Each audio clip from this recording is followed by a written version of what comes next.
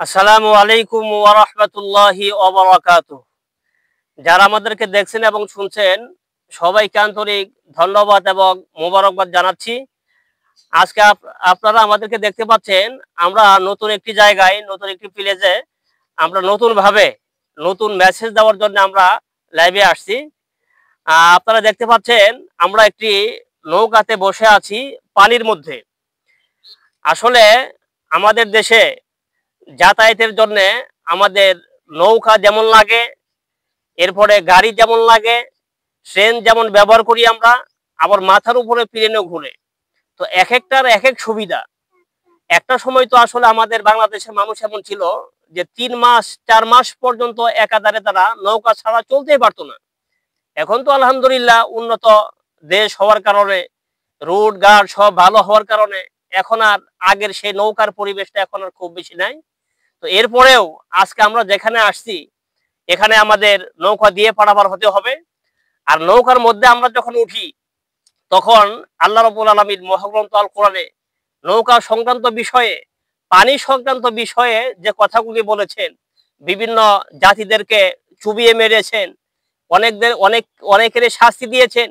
এই কথাগুলি আসলে পানিতে না আসলে বোঝা যায় না, নৌকাতে না উঠলে বোঝা যায় না। যেমন মুসা নবীর কথা আমরা জানি, মুসা নবী যখন সেই নীল নদ পার হয়ে যখন চলে গেলেন তখন মুসা নবী চেয়েছিলেন যে আবার পানির সাথে পানি হয়ে যাক, আর ফেরাউন যখন আসবে সে যেন আসতে না পারে।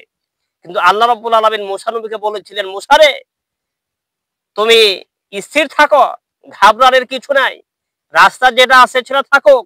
অত্রুকিল বাহরা রাহুয়া ইন্নাহুম জুনদুম মুগরাকুন, ওদেরকে আসতে দাও। মাঝ পথে যখন যাবে ফেরাউনের দলদেরকে আমি হাবুডাবু খাইয়ে আমি মেরে ফেলবো। তো যেই কথা সেই কাজ। যখন রাস্তা দেখে ফেরাউন যখন তার দলদেরকে নিয়ে সেই যখন রাস্তা অতিক্রম করা শুরু করলো, নদীর মাঝখানে যখন গেল আল্লাহ রাব্বুল আলামিন তখন আবার সব পানিকে একাকার করে দিলেন। ওই পানিতে ডুবে সে ফেরাউন মারা গেল। হ্যাঁ, তো এখানে আসলে আমাদের শিক্ষণীয় বিষয় হচ্ছে যে এভাবে আল্লাহ রাব্বুল আলামিন বড় বড় এভাবে রাজা প্রজা বাদশা যারা ছিলেন পৃথিবীতে একটা সময়, যারা আল্লাহর নাফরমানি করেছে, এভাবে ইসলামের বিপক্ষে অবস্থান নিয়েছে, তাদেরকে আল্লাহ রাব্বুল আলামিন এভাবে তাদেরকে পানির মাধ্যমে চুবিয়ে তাদেরকে মেরেছেন। সর্বশেষ যে কথাটি বলবো, আসলে আমরা ছোটকালে উর্দুতে একটা কবিতা পড়েছিলাম, উর্দুতে একটা শের আমরা পড়েছিলাম এভাবে, দেখলু কিস্তি বানু কিস্তি আপনি দেখেলু, গাহরাই দরিয়া কি আন্দর কিস্তি ডুব জানে না দো। কবি বলছেন, তুমি যে নৌকার ভিতরে উঠছো, নৌকার মাঝি তুমি দেখে নাও, মাঝ পথে গিয়ে যেন নৌকাটা ডুবে না যায়। উদ্দেশ্য হচ্ছে আমরা যে মানুষ, আমরা কোন পথে চলছি, আমাদের মাঝখানে গিয়ে, জীবনের মাঝখানে গিয়ে আমরা যেন ধ্বংস না হয়ে যাই, দুনিয়ার লোভে পড়ে আমরা যেন শেষ হয়ে না যাই, মরণের কথা যেন স্মরণ রাখি। তো এভাবে নিজের জীবনকে সুন্দরভাবে পরিচালনা করতে হবে।